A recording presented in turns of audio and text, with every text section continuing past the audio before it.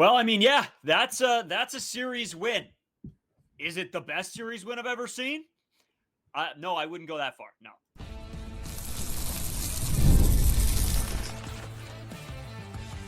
You are Locked On Blue Jays, your daily Toronto Blue Jays podcast.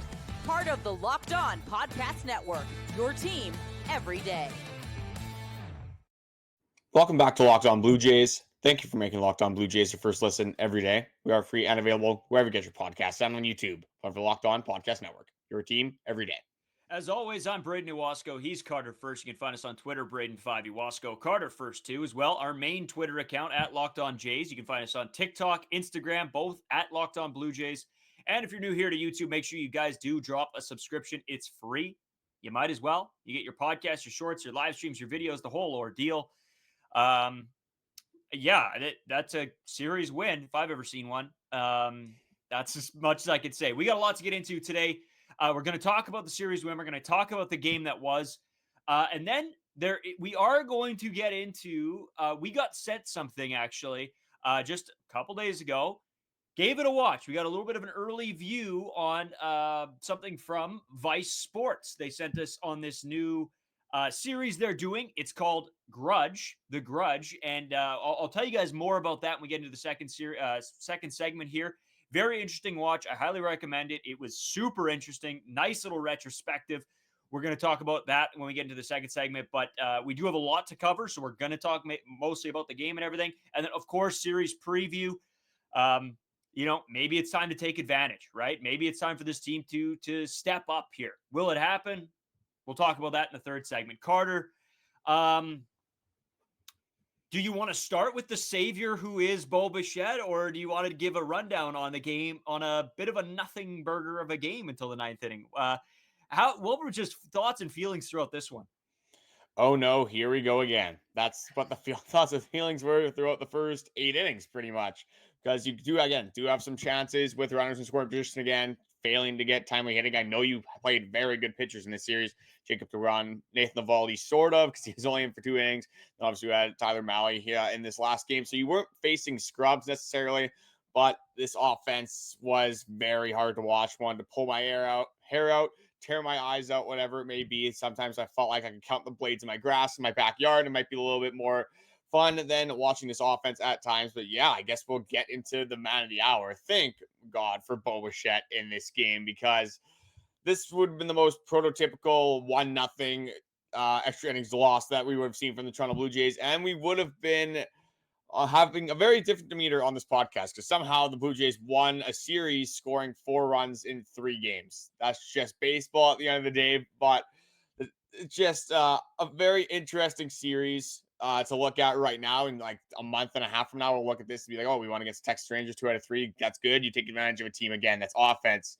Without Corey Seager, just it's kind of like the Blue Jays offense right now. Just 2 teams trying to say, hey, who wants to win this game? We have the opportunity right here. Just giving both teams equal opportunity, not any team taking it until Bo Bichette in that 9th inning. So obviously very nice to get a series win, but it's kind of the same narrative that we've been talking about this week, is that even when the Toronto Blue Jays do win, it doesn't necessarily feel that good as a fan watching this baseball team. Yeah, I'm not going to lie to anybody. I mean, I wasn't happy again. Like I know a lot of you are like a win's a win, and don't get me wrong, I'm going to take the wins when they're coming, but at the end of the day, I'm not thrilled about how these ones have come about.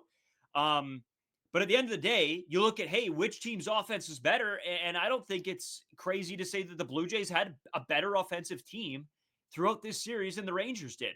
The Rangers offense was one of the worst things I've ever seen. Now, the pitching, on the other hand, like you got to think, who are these teams going up against? The Rangers are throwing Mahle, and he's been pretty decent this year. The Blue Jays are having a bullpen day with 2 guys they pulled up from AAA, and this Rangers team got 1 hit.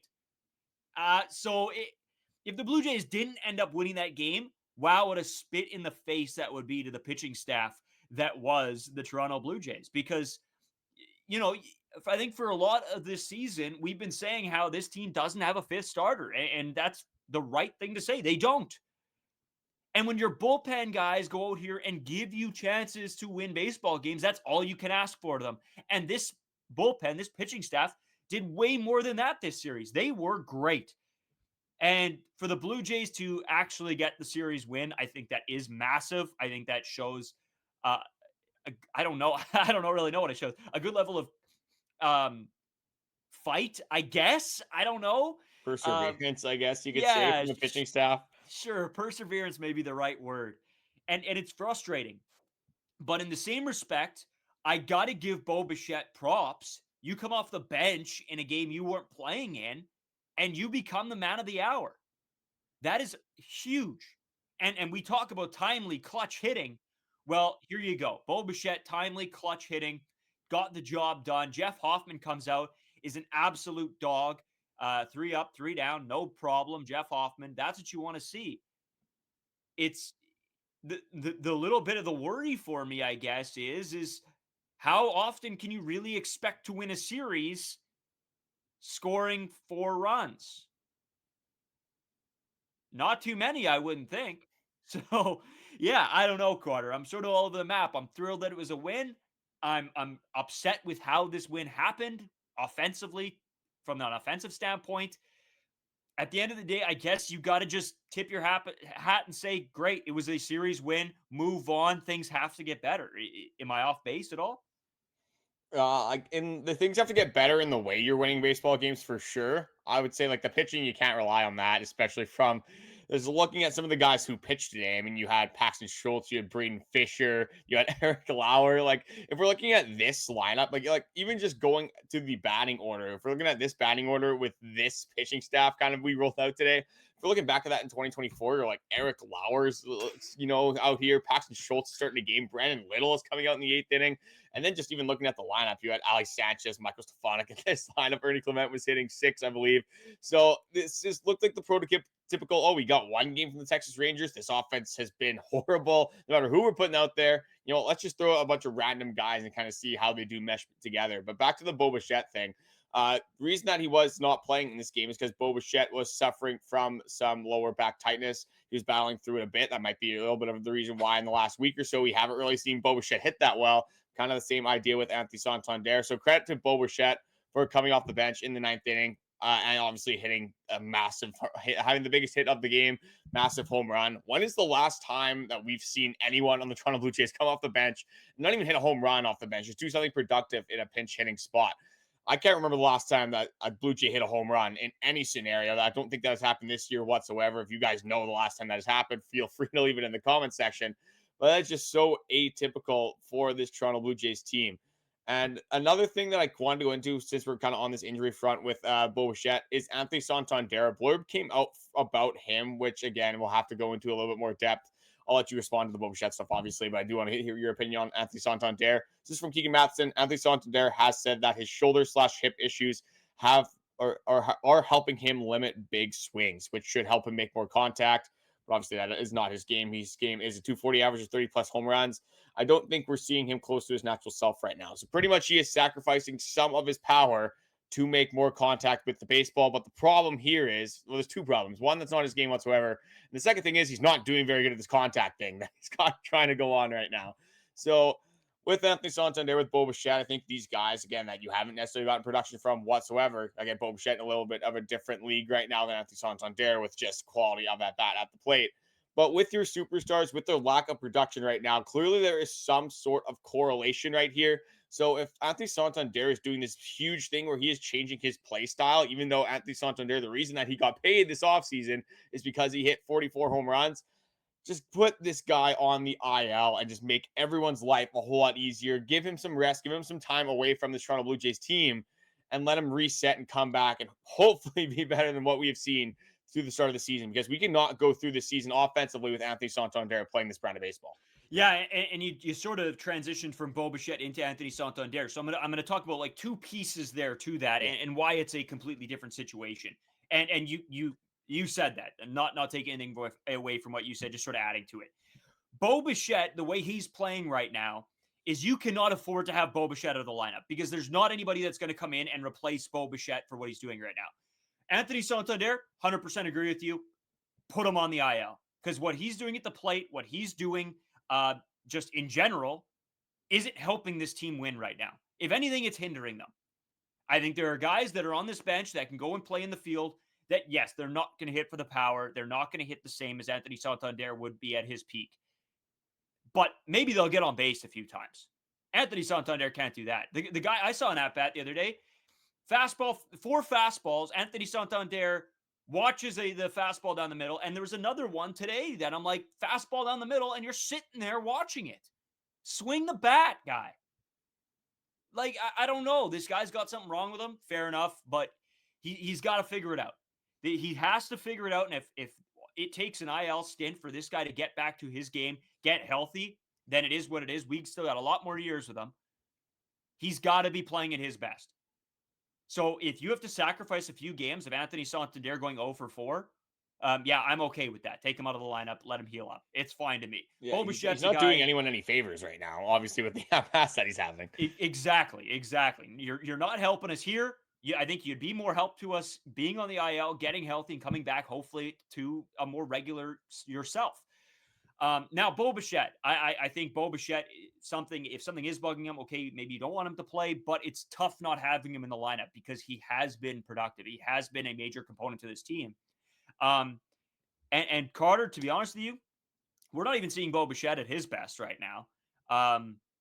And anybody that says that they want Bichette to go somewhere else or that they shouldn't offer Bichette a contract, I think you're lost. I don't think there are too many players that are coming in to replace what Bichette can do, and I don't want to say is doing, but he's a very crucial component to this team.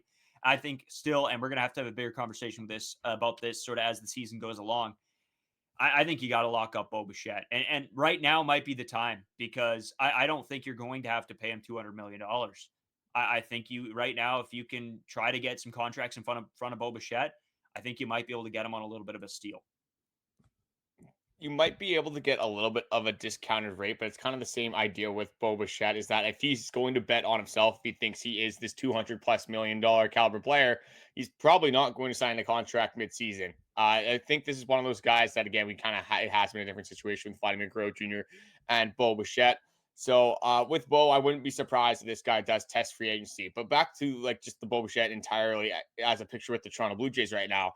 At some point, you got to switch something up. At some point, you got to realize, hey, these guys have been the 2 cornerstones of your team, being Vladimir Guerrero Jr. and Bichette. And what success have you had? Even looking at this season, what offensive success have you had? It's not entirely his fault, obviously, but Bichette is not playing up to the caliber that we are expecting Bichette to play to. So at some point, you got to realize, hey, what we've had clearly is not working. And again, the contract might price itself out of Toronto. For sure, you have to offer this guy a contract extension. But if you're going to break the bank trying to pay Bichette, having Vladimir Guerrero Jr. here and having no success whatsoever to show for it, again, it's not necessarily just on them. You got to have some role players around as well. But for these guys being the key of your team, the core of your team, and having 0 playoff wins and not a lot of playoff success either to show for it regarding Vladdy and Bichette, there might be a little bit of uncertainty, especially from the fan base, on re-signing a guy like Bichette for this massive extension that he might have with the Toronto Blue Jays. Again, depending on how he does finish off the season. I'm gonna counter that 100%. I think this team needs to keep Bichette around. I don't care what other people are saying. You can't have a baseball team made up of 2 guys. The role players, no, I don't want to say role players. Everyone else besides Vladdy and Bo have not had an outstanding season in a very long time. You need to surround these guys with better players. You have to do it. You have to pay guys. You have the 5th highest payroll in baseball, and you don't build a winning culture. That's because you're trying to build. You're paying guys too much that shouldn't be. I mean, Andrus Gimenez is one of it. That guy should not be making what he is making, and not be making especially what he's going to make next year. You have George Springer on too big of a deal for what he's giving you. You have the Alejandro Kirk deal, which I still think is a very good contract. I have not wavered on that. I think that's a great contract. But for the majority, you have to build out this roster, and you have to build out this roster of pieces that are going to help. And, you know, we thought Anthony Santander was the guy, and maybe it is injuries. Maybe it's not. Maybe he'll be fine. I don't know. But right now it's looking like these are all the wrong moves. And you're not going to just get rid of Bichette because, we need a switch up. You have to keep great baseball players here. Otherwise, who are you replacing Bichette with? I'd be very shocked for them to go out and find another shortstop that's as good as Bichette. Or maybe you go another position, but right now, if Toronto has another bad season and you don't re-sign Bo Bichette and try to keep somewhat of this core together, who is going to want to come to Toronto? We already saw that last year in the offseason, Carter. I don't think there's going to be too many more options. So I think this is a guy that this team has to lock in. And maybe it won't happen during the season, but in the offseason, they better get on the books here and make sure this guy is a Toronto Blue Jay for life with Vladimir Guerrero Jr. Here, one good example we could use for this, obviously, with us having Toronto Blue Jays podcast, is kind of the Mitch Marner stuff going on in Toronto right now. Very good hockey player, obviously, is going to get the absolute bag this offseason, but you've ran it back with Austin Matthews. You've ran it back with Mitch Marner. You've ran it back with John Tavares. All these guys, your core guys, William Nylander, obviously, over there as well. And what do you have to show for it? Again, not a lot of playoff success. They have been better recently. They played Florida, again, a little bit of a different scenario.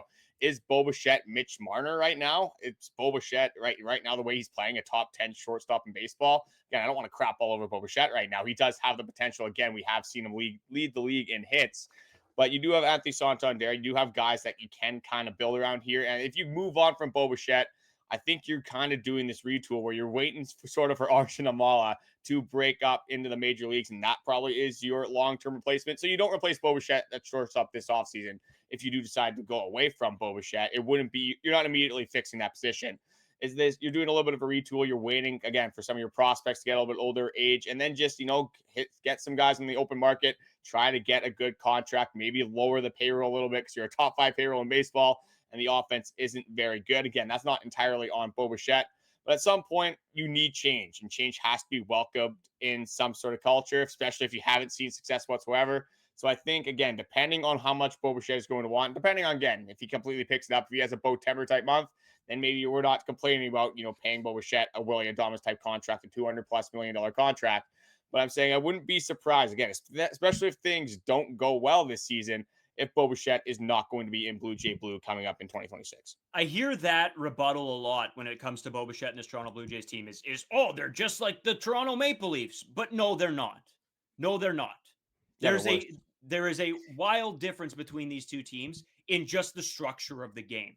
The Toronto Maple Leafs have a salary cap that they have to abide to, and some of these contracts with these big guys don't allow them to then go and fill the holes that this team that team has defensively, depth-wise.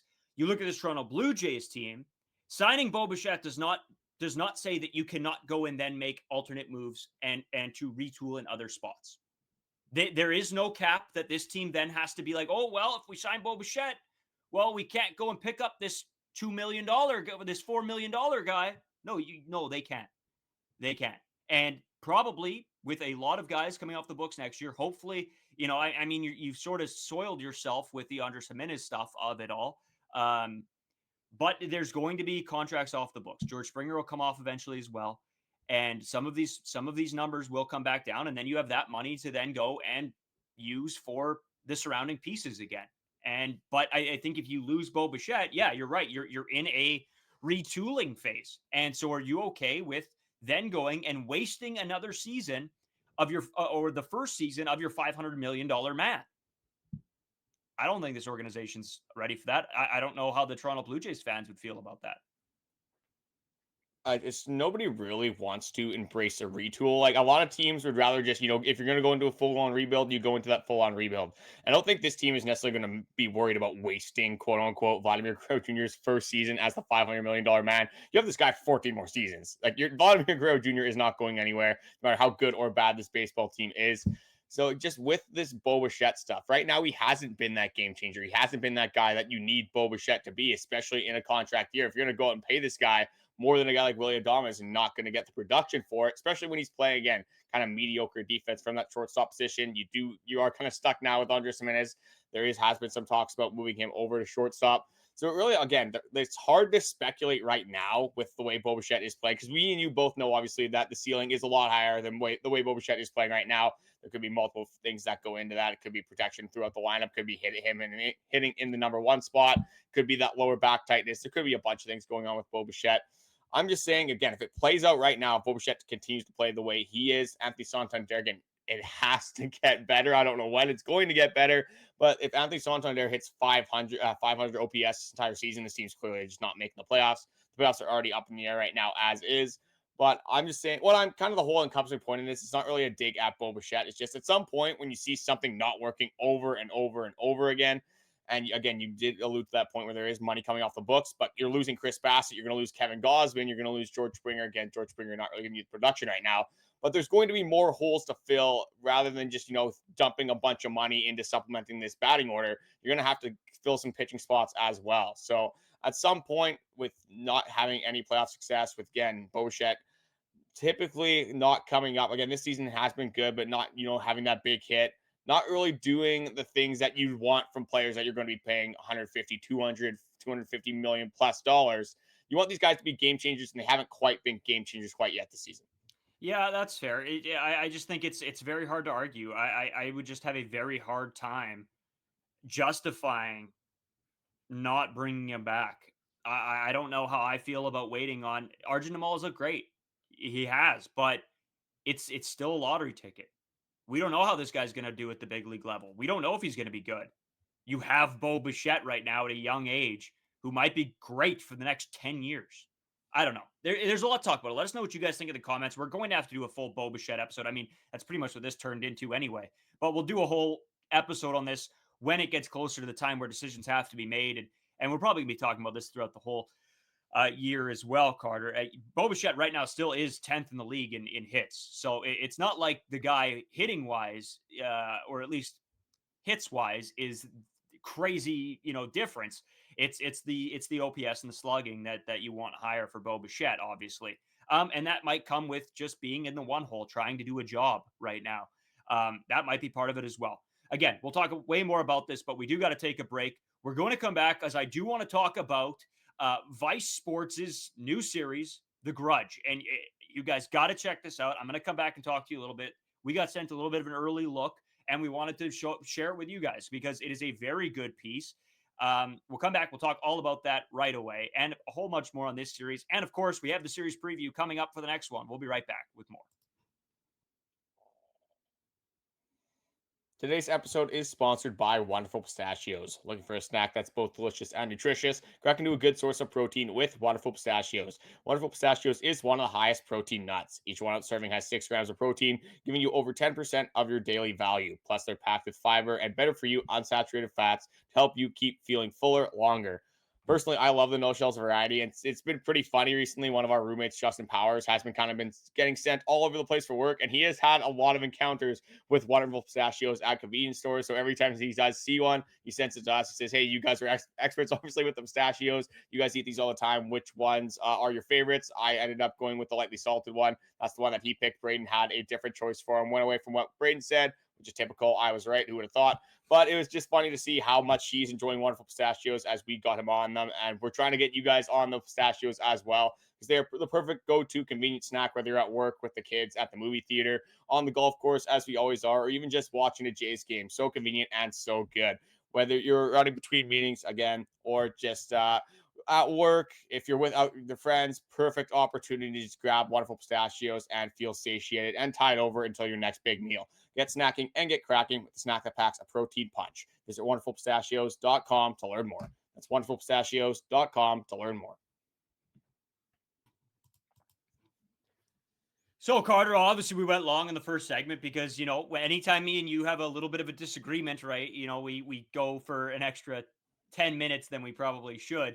But here we are. And I want to shout out Hannah Taylor. Reached out to me on Twitter, and she works for Vice Sports. And she was like, "Hey, just letting you guys know, with the Blue Jays and the Rangers playing, I think we all think back to the once great series and the events that followed with the Jose Bautista bat flip going into the Rougned Odor punch to the face that Bautista received. And they did a retrospective. It's called The Grudge on Vice Sports. You guys should go check it out. It's out right now. Go find it. Go look for it. It is a great retrospective. It gets me fired up every time I watch it, Carter. I remember being a kid, the Jose Bautista bat flip. I was at home with my mom that day, and the hairs of my arms stood up when he hit that home run. I don't think, I don't think I've ever cried from happiness, but that was damn near the closest. And what an excellent series. They did a fantastic job. And honestly, like just going back through the entire events and like the little things that like maybe me and you didn't know what happened, right? Because we were kids at the time. We're not as dialed into the online media as we were. So, seeing all the different things that happened, the players going on radio shows, Jose Bautista versus Rogue Dead Odor, they're going on radio shows and TV shows talking about the match that was, and them waiting until the final game of the final series to plunk Jose Bautista. Man, it is a great watch. It's like 25-30 minutes. Go take a watch. It's excellent.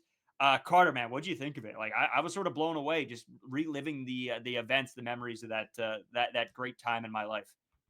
Yeah, it was again one of my favorite Blue Jays memories of my lifetime.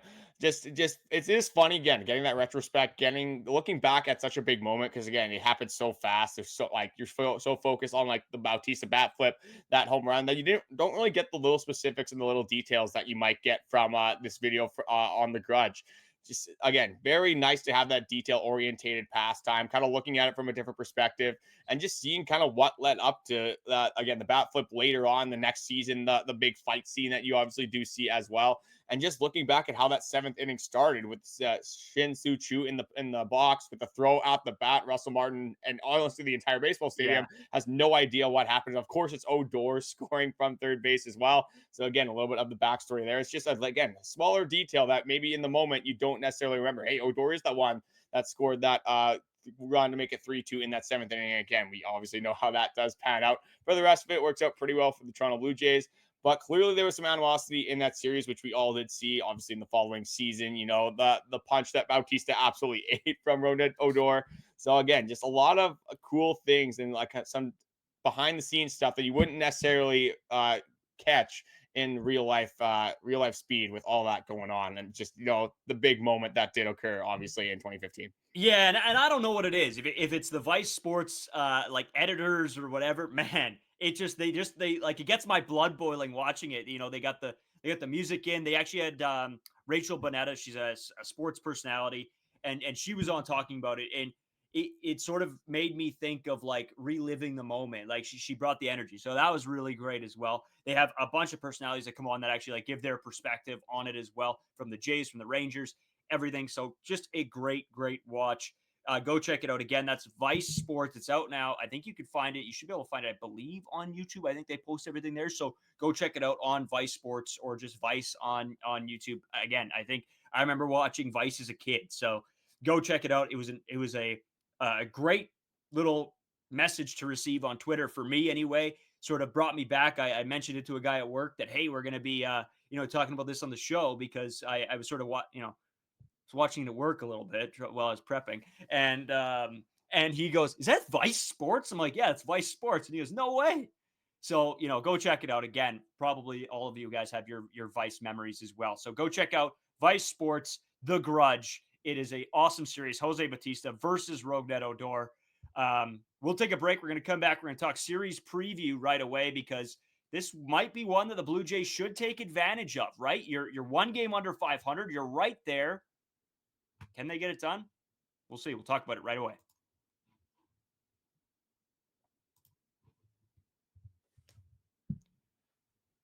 All right, dude. Well, if this isn't a time for the Toronto Blue Jays to take advantage, I don't know what else is. Blue Jays, the Athletics, you're coming off a series win that you probably, if you're playing any other team at that moment, you probably don't get.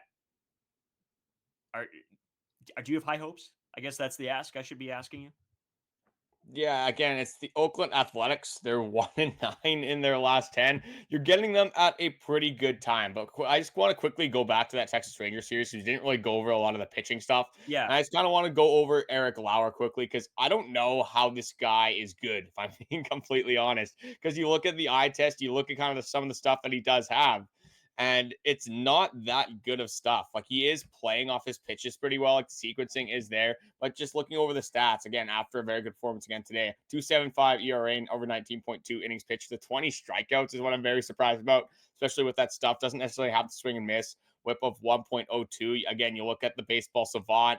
Nothing's popping off the page here whatsoever. And again, not qualified for a lot of things, but in the blue for a majority of them. Is getting the swing and miss, is kind of getting hit around with some hard contact. There's no fastball velo there. It's just like there's not a lot going for him other than he's not walking a ton of guys. And it's really just everything is playing off the fastball. Has a below 100 batting average against off that fastball. Slugging percentage of 136. I don't know if that's necessarily going to last, but clearly Eric Lauer is doing something right with the Toronto Blue Jays staff. Again, just wanted to give another shout out to, again, Paxton Schultz, another guy coming up from AAA and just being honestly dominant for this Toronto Blue Jays team. Braden Fisher has looked good in the scenarios that he has been thrown into. So there isn't really a lack of bullpen depth right now. We talked about this trial and error approach with the bullpen. Some of these guys that you don't necessarily expect to be good for this upcoming season, like Braden Fisher, who I don't think we talked about once during the offseason. And I guess coming in and making a difference, obviously, for this Toronto Blue Jays team. Yeah, that's what you need. That's what we talked about all offseason was you were going to have to a little bit find diamonds in the rough for the bullpen, and it's panned out. And that's honestly what a lot of the bullpen is. It's hitting on guys at the right time. And Braden Fisher Carter right now has a .48 whip. Like, what in the world, right? And a lot of this is, and I don't want to overstate how good these guys have been. They've done well. But you also have to remember, what situations are they being thrown into? Are they playing a bad team at the time, right? Is that team just not hitting that specific game? And that's the games that those guys are going in. When you have to use the eye test on this stuff. And that's something that, me and you talk about all the time, right? Is you can talk about statistics, talk about analytics all you want. But at the end of the day, you have to actually watch games. Because if you don't, and you're just talking about stuff you see on Twitter, well, you might not have the best takes because you don't know. Because then the next game they go out and get blown up because you're pitching them against Aaron Judge for some reason, right? That's the difference of the eye test versus the analytics, especially when it comes to baseball. I know it's so analytic driven, but at the end of the day, there's so many factors that go into baseball. If it comes down to, hey, maybe this guy was feeling a little tired when he came out of bed in the morning, right? It's anything can change how your team performs on a day-to-day baseball, throughout 162 games of baseball. Yeah, and I don't want to take away from these pitchers that are playing for the Toronto Blue Jays. Again, they have been very good. But just looking at the Texas Rangers offensive numbers, they don't have Corey Seager in this lineup. Marcus Semien is hitting number 9 in the second game of the series. Adolis Garcia, again, who once had a very good season in 2023. That World Series run was one of the sole guys that really had production for that team. He was hitting 8 in this series, has not been very good this season. And just overall, they're 27th in the league in runs, 28th in the league in hits, average of 28th, on base they're 30th, slugging they're 26th, OPS they're 27th. So if we're going to complain about offense, the Blue Jays offense has not been good whatsoever. Don't want to give them too much credit here whatsoever. They got 4 runs in a 3-game series and still somehow won it. But you were going against Texas Rangers offense. Again, not a very good offense in totality, but those are the games that you got to take advantage of. And speaking of games you got to take advantage of, let's get into this Oakland Athletics series. Like I said, they are 1-9 in their last 10. Started out the season relatively hot, but they have kind of came back down to earth, kind of what we've expected from this Oakland Athletics team. But just going over some of the pitching matchups here, you got Jose Berrios for this Thursday game. 4-game set, by the way. It's pretty interesting against the Athletics. Against Jacob Lopez. Then you do have Jeffrey Springs versus Chris Bassitt. Then Gunnar Hoglund, the ex-Toronto Blue Jays first-round pick in 2021, has not really figured it out at the big league level. I'm going to say it. This guy's a bust, but he'll probably tear up the Toronto Blue Jays offense in this game. It's against to be determined. Might be a bound in France to start here. They're going to kind of see, again, they have an off day Monday coming up, so they're going to kind of fluctuate the starting pitching. See, again, who is available at that time, so it's still to be determined. And then for the last game, the Sunday game of the series, you have JP Sears versus Kevin Gausman. Going to be an interesting series just because there's a lot of guys that I like on the Oakland Athletics. Like watching Jacob Wilson's been disgusting as a rookie this year. Kind of that Luis Arias impression that he's giving us. Lawrence Butler's always fun to watch. Brent Rooker hitting bombs. Jay Langelier is another fun guy to watch on this baseball team. Mason Miller. So hopefully his team doesn't get in a lot of scenarios where they'd have, they're down 1 or 2 runs in the 9th inning. So that probably isn't going to bode too well for them. But Braden, I'll throw it back over to you with the pitching matchups, just with the current brand of baseball both teams are playing. What is your expectations in this Oakland Athletics series? And again, give us kind of your predictions on how it's going to pan out for this Blue Jays team. God, well, I think you need to win 3 of 4 here. I really do. It just, I don't know, to be honest with you. That's what's sad is I don't know. It's just what offense comes to play for this Toronto Blue Jays squad. That's it. That's it. I think you got to hope that it's good pitching, decent pitching, and this offense has to show up. This isn't a great team that you're playing. They're on a skid. Show up. Bichette, Vladdy, Varsho, Kirk, I guess Santander, maybe. I don't know. Show up. Hit the baseball. Get on base. You got to do your job. The pitchers have been doing their job for the most part. You got to show up and do your job. And yeah, I guess I'm going to say 3 of 4. I don't even know what games, because I look at this and for the majority of the time, Carter, I think the Blue Jays probably are, have the better pitching squad here. But I don't know. I guess Lopez is a little interesting to see how he does. I think you got to beat up on Springs a little bit. Hoagland, I don't think is very good either. And then Sears hasn't had a good year. So I don't know. I think game 1 may be a tough game, but it's for the pitching for me. It all just depends what kind of Toronto Blue Jays baseball team shows up to the ballpark. For me, the interesting thing about this series is the Toronto Blue Jays really haven't gotten any left-handed pitching this year, and they have 3 out of 4 against lefties. So with Nathan Lucas, a guy that has been playing regular time, but again, that has predominantly been against righties. Don't know how much time he's going to get. Aston Barger, same thing, being a left-handed bat. Is he going to play a lot against these lefties? Jonathan Clase. Now we used to have this thing where they didn't have any left-handed bats. Now it seems like all they have is left-handed bats, especially from some of these role players. So you got to expect Miles Straw to get some appearances, obviously, in this series. Again, with some of these matchups, a lot of them favoring right-handed pitching, just the way the current Toronto Blue Jays team is orientated right now. Again, are you going to roll out Ali Sanchez in a lot of these spots? Ernie Clement probably going to get a ton of playing time, obviously, against a lot of left-handed pitching this weekend. But Ernie Clement, one of those guys that has been getting playing time anyway. So I'm going to be interested to see how they do kind of mix and match this lineup. Obviously, in the third game of the Texas Rangers series, you had Daulton Varsho leading off. You had Santander hitting second, Vladdy hitting third. A little bit of a weird lineup. Bichette not in that lineup, obviously. But I feel like there might be a little bit of mixing and matching in this series. This is going to be a series that you should take advantage of, but in typical Toronto Blue Jays style, I think they're going to split this series. I do think it's only going to be a 2-2. I'm not going to be necessarily happy about that. The Gunnar Hoagland start, bet the easiest over of all time, be hammering that on FanDuel. It's probably going to be around 9.5 runs. Slam it. Like, it's that there might be a billion runs in that baseball game. But yeah, it's the storyline is going to be how the Toronto Blue Jays face the left-handed pitching, because they haven't really seen a lot of that this year. If I had to go on a limb and guess how many times they've seen a lefty on the mound, like starting, it's probably 5 or 6 times. Like the last time was Yusei Kikuchi, probably. It's the last time I remember, at least. So again, not really seeing this a ton. So we're going to have to see. Maybe that is the key to igniting this offense. Again, something's got to change with the offense. Maybe it's left-handed pitching coming to town, coming to the Rogers Center. Maybe it's just the Oakland Athletics, coming to the Rogers Center and just the current brand of baseball they are playing. Definitely a nice, kind of momentum swing that could happen this weekend if you do play a better brand of baseball. But I'm going to go 2-2. I'm going to say they win that Gunnar Hoagland appearance. I think they're going to get to Jeffrey Springs. So I think they're going to lose the first game and the last game of the series in typical Toronto Blue Jays fashion. But again, we'll kind of see how it goes. I am hoping for 3 out of 4. And I'm just hoping for a better brand of baseball. I want to see home runs. I want to see runs being scored. Let's go for a field goal in the first game of the series. Let's get 3 runs. Carter, not a high goal, not a crazy goal. Let's go for a touchdown in the whole series. That's my ask. And win 3 or 4 series. Let's average just under 2 runs a series. We average about like 1 1/3 runs. Let's get up to 2. Let's get 2 runs per game in the series. Give me 8. Give me the 2-point conversion. There you go. Okay, as always, guys, thanks a bunch for tuning in to Locked On Blue Jays. Again, go check out the Grudge series by Vice Sports. They did a fantastic job. I got to give a shout out to them. And yeah, drop a subscription if you're sticking around. We appreciate it. If you guys watch us and you come back here on the daily basis or semi-daily basis, drop that subscription. It does help us out. And go follow us on the Twitter, on the TikTok, on the Instagram. That's where we post a lot of the stuff too. So go check us out there. And leave your comment down below. We want to know how you guys feel about everything we talked about today. It was a lot. I know that. It's a 39-minute episode because we just talk nonstop, because 5 days a week apparently isn't enough Toronto Blue Jays for the two of us. Thanks a bunch, everybody. We'll be back tomorrow. Talk to you then.